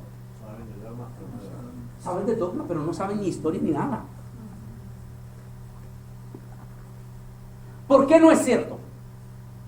Porque nuestro calendario que estamos viviendo es solar. Y nuestro calendario se inventó hasta el año 1600 de nuestra era cristiana. ¿Sabían eso ustedes? ¿Sabían eso? No lo sabemos. ¿Sabían que nuestro calendario solar se inventó en el año 1600? Y lo creó el Papa Gregorio el Grande. Así es que hasta antes del año 1600 todos se regían por el calendario lunar. Y el calendario lunar es muy diferente al calendario solar. Las fechas no coinciden. Es por eso que un año la Pascua judía cae exactamente en la misma Semana Santa y otro año la Semana Santa cae, como en este próximo que viene, la Semana Santa católica cae una semana antes y una semana después la Semana Santa, la Pascua judía, que es la verdadera. ¿Por qué la diferencia? Porque Israel se sigue dominando por el calendario lunar, que es el de la Biblia, no el solar. Entonces, si nosotros hablamos que el 25 de diciembre era el día de Tamuz en el calendario lunar, no coincide con el calendario solar. ¿Te das cuenta de lo que te quiero decir? No coincide. Ahora bien, no hay ningún registro. A lo mejor sí, porque los paganos, recuerda que los paganos igual que los católicos, todititos los días del año, ellos tienen un día dedicado a un ídolo, igual los católicos. Recuerda que los católicos tienen el almanaque católico, todos los días tienen un santo. Igual los babilónicos, todos los días los babilónicos tenían un ídolo, igual los griegos, igual los romanos. Así es que a lo mejor ese 25 en el calendario lunar, a lo mejor sí. Pero como el dogmático lo que anda buscando es cómo meter leño, tampoco estudia la otra parte de la historia. Ahora bien, aquí viene la otra. Qué casualidad que en el mes de diciembre se celebra la fiesta de Hanukkah, es la fiesta judía que se conoce como la fiesta de las luces, la fiesta de 8 días de luces. Cuando Israel recuerda la batalla de los Hasmoneos y el milagro que sucedió en la batalla de los Hasmoneos. Eso es una historia linda, lo tengo en nuestra página web, porque en nuestra casa lo celebramos cada año.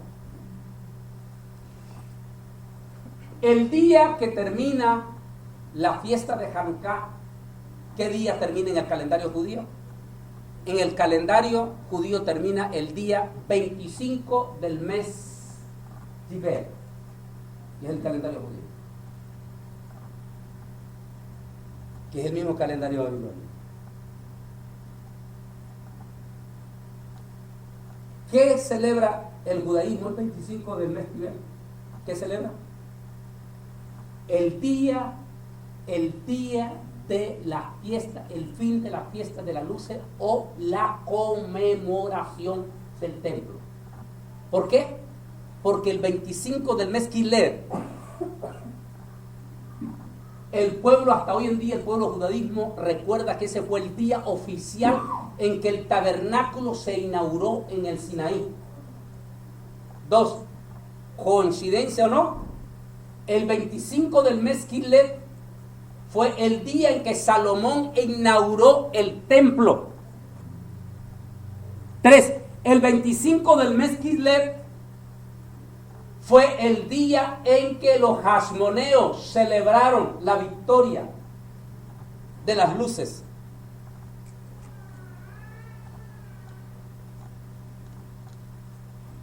¿Cómo hizo Helena para escoger el 25 de diciembre? Porque Helena fue la que lo puso, Helena, la mamá de Constantino. ¿Por qué Helena decidió poner el 25 de diciembre como la fecha de nacimiento de Jesús? No está en lo correcto, porque no hay evidencia que Jesús nació el 25. Pero tal vez Helena, porque recuerde, claro, los ultra dogmáticos no quieren oír eso. El dogmático no quiere la historia. Recuerde que el dogmático es enemigo de la historia. Es como el musulmán. Él no quiere la historia. Entonces, ¿qué dice la historia acerca de ese día? De Helena, perdón. Con todo respeto, pero respetando la historia. De la familia de católica, o de este señor, ¿cómo se llama? Constantino. La verdad, Constantino nunca se convirtió. Constantino se fue al infierno. Constantino, entre comillas, se hizo cristiano por cuestiones políticas. Pero cristiano católico, o sea, no. Es católico, sí, fue el fundador de la iglesia católica, hagamos. Pero Constantino, igual como los políticos de hoy, no me vengan a decir ustedes que el presidente Barack Obama es evangélico. No lo es. Pero aparece en una iglesia evangélica porque les conviene. Pero no quiere decir que son evangélicos. Entonces, lo mismo, Constantino se hizo, entre comillas, cristiano y fundó la iglesia católica, pero él nunca se convirtió. Lo que hizo fue mezclar el cristianismo con paganismo. Hizo esa mezcla horripilante que es el catolicismo romano. Pero los historiadores dicen que si hubo una persona que realmente se pudo haber convertido a Cristo, eso fue la mamá de él, Helena. Y gracias a Helena, hoy en día cuando vamos a Israel, gracias a Helena, nosotros podemos saber los lugares más auténticos de la historia del cristianismo. ¿Por qué? Porque recuerden ustedes que cuando Constantino se convirtió, Helena, la mamá del emperador, se fue con 100 soldados romanos por 3 años a vivir a Israel. Durante 3 años ella indagó, preguntó con los vecinos, con la gente, cuál era el lugar más viable, y plantaba una iglesia. Y esas son las bases que tenemos de la historia ahora. Si no hubiera sido por ella, en Israel estuviéramos fritos en la historia del cristianismo. Porque ella fue y plantaba allí. Y hoy los investigadores dicen que es correcto, eso es lo más cercano de la historia, lo que sucedió, el monte de la bienaventuranza, esto, Bethsaida, todo correcto. Porque a Israel no le interesaba. No le interesaba. Nada, Todo lo nada, contrario, nada, quería nada. borrar para que nadie los identificara. Entonces, aquí vienen las cosas a veces que no queremos entender como somos dogmáticos. Helena está en Israel por 3 años, indaga con rabino y todo. ¿Quién no quería hablar con ella? Era la mamá del emperador, como quien dice la mamá de Obama. ¿Quién no quiere hablar con la mamá de Obama si estuviera vivo? Entonces pedía favores, todo el mundo, los rabinatos y todo le daban idea, y todavía habían pasado solo 300 años, estaba un poco fresca la historia ahí. Así es que Helena debió haber indagado. 25 de diciembre. ¿Qué celebran los judíos el 25 de diciembre? Ya se lo digo. Jesús asistió a esa fiesta. Agárrenlo en San Juan capítulo 10. Dice Jesús fue a la fiesta de las luces. También él en varias veces, porque eso es cada año. También Jesús dijo, porque recuerde que la lámpara se tiene que poner en público, en alto, para que todos vean la lámpara. Recuerden que la menorá, el candelabro, es parte de un árbol en Israel. Un árbol que tiene así, de ahí salió la lámpara de los 7 brazos. Entonces, como me decía un rabino a mí, me decía, imagínese hace 2000 años cuando en Jerusalén no había luz eléctrica, y era el pueblito, y en las colinas, entonces las alcaldías y todo, como hasta hoy en día, usted va a Nueva York en la época de Hanukkah, y ve en los supermercados, en los parqueos, la gigantesca menorá encendida, las luces encendidas. Y me dice, en el pueblo de Israel, cuando no había aquel, entonces se miraban como gigantescos árboles de luces. Muy interesante, ¿verdad? Porque así es la menorá, grande, gigantesca. Entonces, de alguna manera, en esos 3 años, Elena pudo ver esa fiesta de Hanukkah. Pudo posiblemente ver qué celebraban el 25. Ahora, ¿nació Jesús en diciembre y enero? ¿Qué creen ustedes? Muy sencillo. ¿Por qué nosotros sabemos que Abraham Lincoln firmó el acta de independencia para el 4 de julio? ¿Por qué lo sabemos? Pero díganme, ¿por qué lo sabemos? Díganme. Por la historia. Porque la historia lo tiene registrado. ¿Quiénes eran los Césares? ¿Qué hacían los Césares? Firmaban documentos, edictos. Muy sencillo. La ciencia decide ir a ver los edictos de los Césares. En aquel entonces para Elena todavía estaba fresca. Era la mamá del emperador. ¿Tenía algún problema Elena de ir a ver los edictos de los Césares? ¿Por qué digo eso? Porque Lucas dice que en aquellos días se firmó un edicto por César Tiberio, firmado y ratificado por Cireneo, de que toda mujer, todo judío debía de empadronarse. Ok, muy fácil. Miren lo que le estoy hablando. Dejémonos de Elena y vámonos a la historia del siglo XXI. Hace aproximadamente 7, ya 9, 10, 11 años ya. El grupo de arqueólogos de Roma, eruditos, toda clase de eruditos, paleontólogos y todos los que participaron en esto, lograron ya recopilar toda la información de los edictos de los Césares. Y había un documento que les quebró la cabeza por años. ¿Sabe cuál es? Que Lucas menciona a Cireneo. Y Cireneo no aparece en ningún documento de los Césares. Por eso, muchos por siglos negaban la veracidad de Lucas. Pero en el 2014, que es cuando se van a encontrar todos los rollos o todos los documentos de los Césares, y que se va a llevar casi 100 años de terminar toda esa recopilación, encuentran una carta, o no una, varias cartas, pero una de ellas le llama la atención. La carta decía: oh César, como tú me lo has pedido una vez, acerca de que te escriba quién es un tal Jesús de Nazaret, te lo describiré en breves palabras. Es un hombre de mediana estatura, color de piel nuez, usa sus cabellos al estilo nazareno, se viste con una túnica, se hace acompañar de 12 humildes pescadores. Cuando la gente lo ve venir de lejos, todo el mundo se burla de él, pero cuando lo tienen cara a cara, nadie se atreve a burlarse de él. Se dice que nunca se le ha visto reír, pero que sí siempre se le ve llorando. Cuando está hablando, está regañando, pero cuando termina de hablar, está llorando.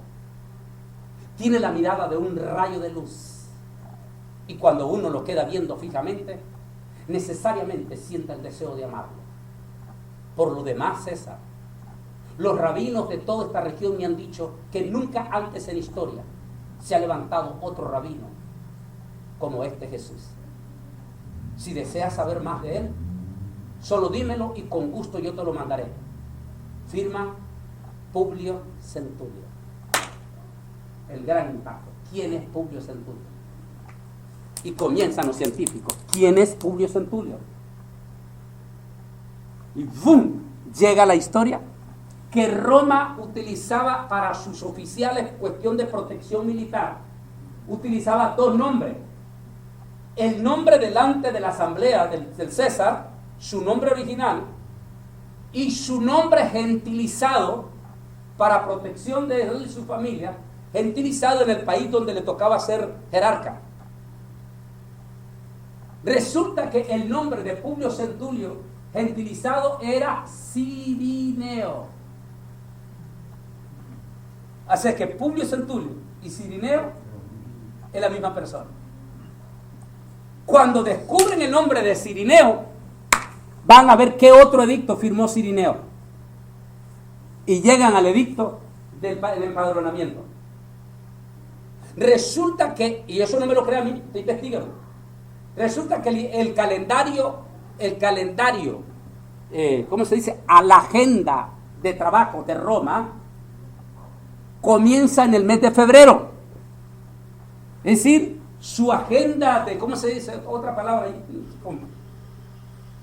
Bueno, la agenda, lo que sea, de dinero, de revelación de todo, comienza en febrero. Comenzaba en febrero. De lo que hoy nosotros conocemos febrero. De lo que hoy conocemos febrero. ¿Ok? Entonces. ¿O inventario de todo lo que ganó o lo que... Sí, su agenda. Su gobierno. Sí. Entonces, aquí nos da una idea. Si Roma tenía que tener ya todo su presupuesto de sus impuestos en febrero, entonces, ¿cuándo se firma el edicto? Comienzan a buscar, de acuerdo a lo que dice Lucas, entre todos los documentos de los edictos de los Césares, y encuentran uno, hace 11 años, y lo dan a conocer. Hay un edicto que firmó Publio Centulio, conocido como Cirineo, entre la tercera semana de diciembre y las primeras 2 semanas de enero, que todo judío debía de empadronarse en ese periodo, porque en febrero el Imperio Romano comenzaba su trabajo, su agenda. ¿Qué le está diciendo ese edicto? Que Jesús nació entre la última semana de diciembre y las primeras 2 semanas de enero. Helena no estuvo tan equivocada. Era la mamá del emperador. Ella indagó cuando hizo el edicto. Lo que nadie registró fue el día del nacimiento de Jesús. Ella tenía que poner un día porque tenía que poner un día. A ella le gustó. Primero porque calzaba con los judíos y calzaba con los paganos. Para los judíos era la celebración de la inauguración del templo, y para los paganos era la fiesta de sus dioses paganos. Y recuerde que estos políticos querían quedar bien con Dios y con el diablo.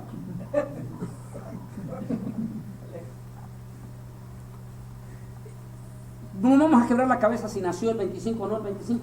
¿Qué nos importa? No nos vamos a quebrar la cabeza. Pero vamos a ser inteligentes. ¿Para qué nos vamos a poner a pelear a diestra y a carrotazos y a todo?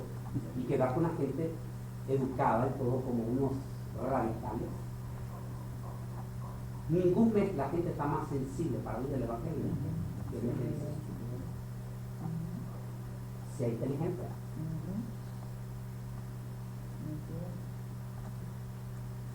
Tal vez te puede decir que mire, tal vez Jesús no nació el 25, pero no importa.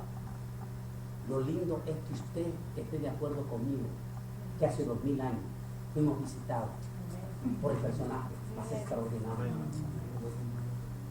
No estás cerrando las puertas, estás abriendo la puerta. No estás quedando como radical, como hipócrita. estás quedando en un buen papel. No estás aceptando que Jesús nació el 25, pero no le estás pegando leñatazos al pobre muchacho que está allá. Simplemente le estás abriendo la puerta para que conozca la verdadera historia de Cristo Jesús. No que todos los días celebramos Navidad, dicen ellos. Pura mentira. Yo no los veo a ellos celebrando Navidad todos los días. O sea, por favor, no seamos tan hipócritas. Ese es el mes. Ya sabemos que sí nació en esa época, no el día. Ya a nosotros no nos interesa tanto porque para nosotros ya nació en nuestro corazón. Pero igual como a usted le gusta que lo agasajen el día de su cumpleaños, ¿cuál es el problema? Usted sienta odio y repudio porque se celebra el nacimiento de Jesús. Ah, por cierto, no me lo crea a mí porque salió aquí mismo, salió en Washington Post y el New York Times, salió una vez más como para ratificar lo que había dicho y lo sacaron los periódicos. Todos los años, desde el año 60, un grupo de satanistas y ateos va a la Casa Blanca el día que el presidente hace la inauguración del árbol. Van a la Casa Blanca y lo presentó el periódico New York Times y el Washington Post al grupo de satanistas y ateos que todos los años desde el 60 van con protesta a pedir que eliminen la palabra Navidad. ¿Quiénes son? Satanistas y ateos y algunos cuantos evangélicos que se les han unido. ¿Desde cuándo los evangélicos están de acuerdo con Satanás? ¿Desde cuándo coincidimos con Satanás? Lo que quiero decirles, hermanos, esta mañana es: usemos la inteligencia. Usemos la inteligencia que Dios le dio al apóstol San Pablo. Seamos astutos, seamos inteligentes. Que no nos vean en esa parte. Eso no significa que estamos negando nuestra doctrina, no. Ya dijimos que una cosa son las dogmas y otra cosa son nuestra doctrina. A ver, dígame, José, dígame una doctrina. ¿Qué es doctrina? Cualquiera de los temas de doctrina. Dígame. Creemos que Jesús es hijo de Dios, que Jesús es Dios. Dígame otra doctrina usted. Pastor, otra doctrina. Cualquier... Creemos que el Espíritu Santo es la tercera persona igual de la deidad de Dios. Dígame otra doctrina. No sé si sería una alma. Perfecto, eso es una doctrina. Perfecto. ¿Alguien más? Dígame otra doctrina aquí. Pero sí, por fe. Que la salvación es por fe. 100% hombre y 100% hombre. ¿Y por qué es una doctrina? A ver, dígame, ¿por qué es una doctrina? Porque está respaldada por múltiples pasajes de la Biblia. ¿Podemos hacer de un solo texto una doctrina? ¿Qué dice la hermenéutica? No. Entonces aprendamos a diferenciar en lo que es un dogma y en lo que es una doctrina. Ahora, claro, tenemos que ser inteligentes también los pastores, ¿verdad? Muchos de estos miembros que nos vienen de Centroamérica vienen hasta la coronilla de dogma. No se los vamos a sacar de un solo macanazo. Seamos inteligentes entonces, sabios en tratar con ellos. ¿Entiendes lo que le digo? Sabios. Porque no le vamos a sacar ese dogma, porque ya se lo dimos. Igual que usted convierta a un musulmán, sáquele de todo un solo golpe. Difícil. Entonces trabajemos con ellos con astucia, con inteligencia, como lo hacía Pablo. Así que va. Resultado, las redes sociales. Hagan que las redes sociales la aprovechemos nosotros y no ellas a nosotros. Yo puse en este año que pasó a toda mi gente, entrando en diciembre por el pleitón de todo esto. Imagínense que el alcalde de la ciudad donde yo vivo, cada año invita a su servidor y a mi familia que vayamos a su casa a celebrar una noche de Hanukkah. Yo llevo mi Hanukkah, Lisa lleva todo, mi niña lo hace todo en hebreo. El alcalde invita gente importantísima de la ciudad. ¿Qué oportunidad más grande para explicarle el amor hacia Israel? a través de la fiesta de Hanukkah. Y esa noche yo saqué foto de la Hanukkah celebrando en la casa del alcalde. Y lo puse en mi Facebook. Pues estamos en la casa del alcalde. Y el alcalde tiene su árbol de Navidad. Detrás de nosotros, donde estamos allí en la mesa, en la Hanukkah con mi niña, aparece la árbol de Navidad. ¿Para qué la pusimos? Agarró te limpio en las redes sociales y míralo con el árbol de Navidad atrás. Oye, si yo no estaba en mi casa, estaba en la casa del alcalde, ¿cómo voy a llegar yo a decirle, ¡bote, me estaba usando! Señor, seamos inteligentes. ¿Entiendes lo que digo? Yo no estaba en mi casa. Imagínense Pablo entonces habiéndole dicho a todos estos idólatras, ¡ustedes idólatras! ¡Sinvergüenza! ¡Idólatras! ¡Perversos! De allí, en Atenas. Pero ¿cómo le dijo Pablo? ¿Cómo le dijo? Estoy admirado de ver la devoción de ustedes. En verdad. Me impresiona su devoción. Me impresiona su devoción. Porque veo que con mucho entusiasmo ustedes elevan cada uno su santo, su altar. Pero me encuentro que hay un anuncio que dice al Dios no conocido. Ahí está. Y ahí está la sabiduría. La inteligencia, la sabiduría. No contaron con su astucia. Pablo, el Señor Jesús dice que fuéramos mansos como paloma. ¿Y qué dijo? Astutos como las Y astutos. La nueva versión dice mansos, pero no mensos. Seamos astutos, seamos inteligentes. Cuando ya no entremos en pleito, yo lo que hice fue, decidimos, damos un mensaje y dijimos, toda esta gente que quiere pelear, que se vaya y se desembolle en su veneno entre ellos mismos. Queremos todo este mes llenar con mensajes que lleguen al pueblo, a la gente, que no nos vean los satanistas riéndose de nosotros, peleándonos, mordiéndonos, cuando podemos hablar historias lindas y preciosas de quién es Jesús. Dejen de perder el tiempo ustedes de estar peleando en las redes sociales. Borren esas personas y díganle, ¿sabes qué? Te equivocaste. Queremos compartir. ¿Por qué no te invito cada día que compartamos un salmo, un pasaje, una historia linda? Yo lo animé en más de 5,000. Y fíjese que eso ha sido tanto resultado que si usted entra en mi Facebook, va a encontrar desde todo diciembre hasta hoy, cada día me están poniendo mensajes de la Biblia. Lo hacen hasta bonito, decorado, con cuadro y todo, el texto del día, el mensaje del día, la palabra del día. Y tenemos muchos inconversos y sabemos que esos inconversos están leyendo la palabra. Es decir, que las redes sociales no nos coman a nosotros, sino que nosotros aprovechemos. En otras palabras, agarremos al diablo por la cabeza y no por la cola. Démosle en la cabeza. ¿Entiendes lo que quiero decir? Las redes sociales le pertenecen a él, pero seamos inteligentes nosotros, ya que nos los ha puesto en nuestras manos. Aprovechemos para predicar el Evangelio. El mismo Señor habló sobre el siervo injusto Uh-huh. y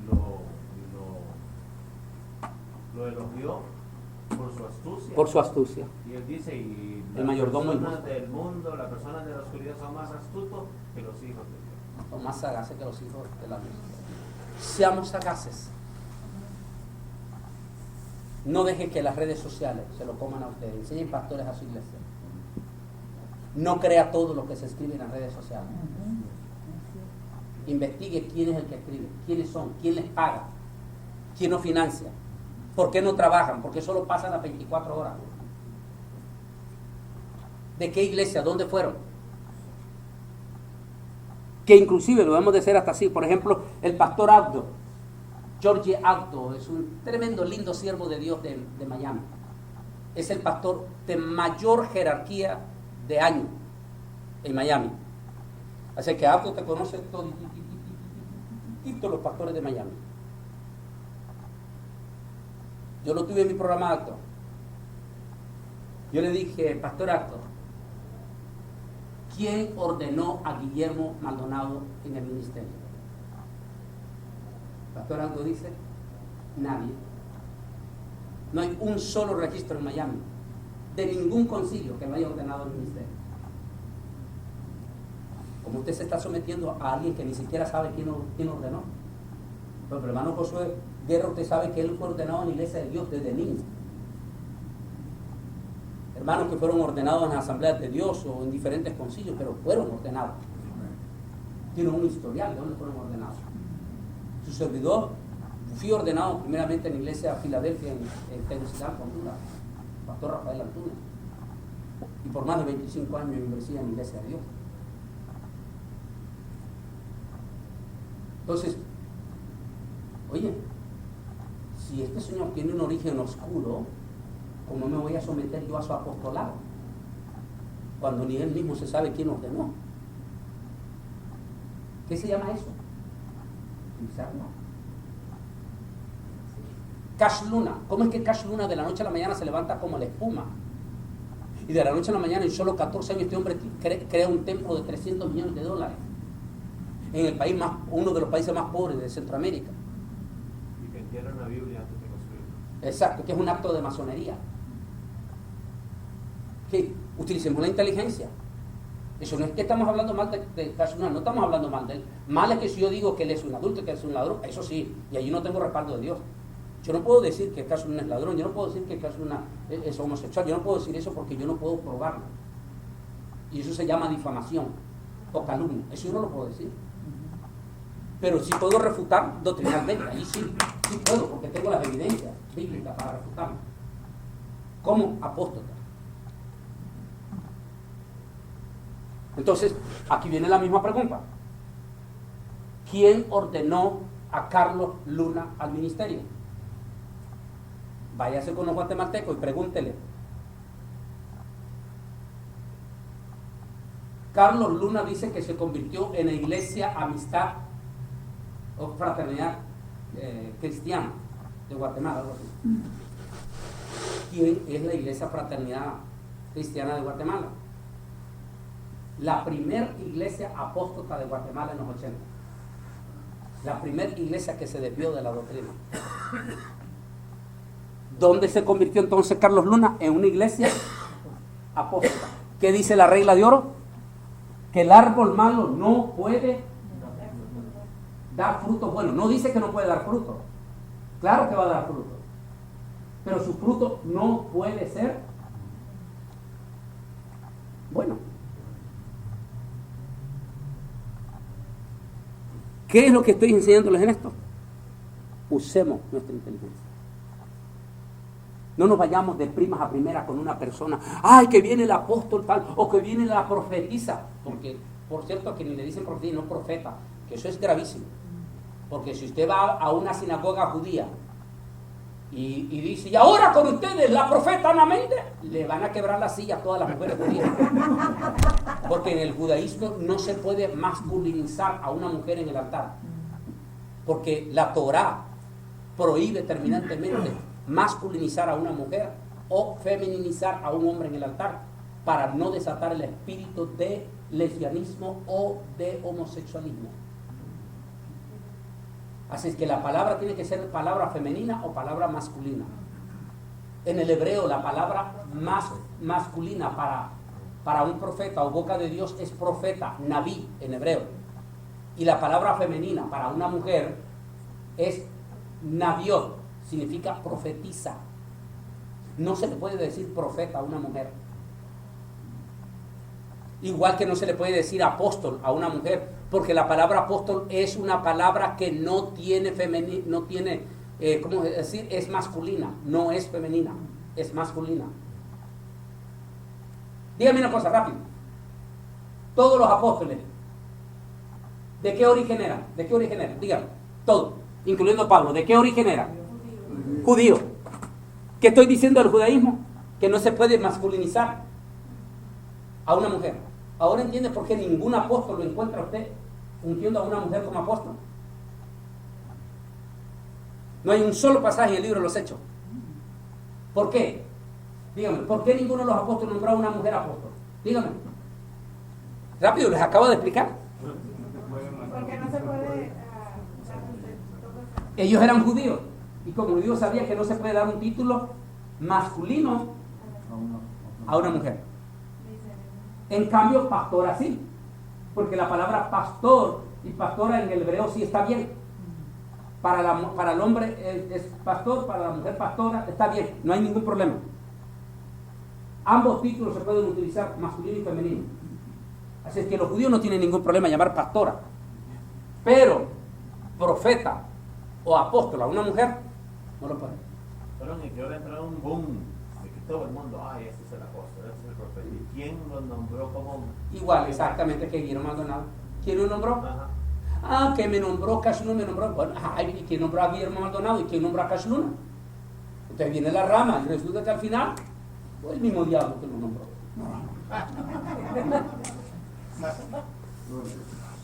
Bueno, mis hermanos, Dios me les bendiga. Una bendición esta mañana. Vamos a buscar la chiquita.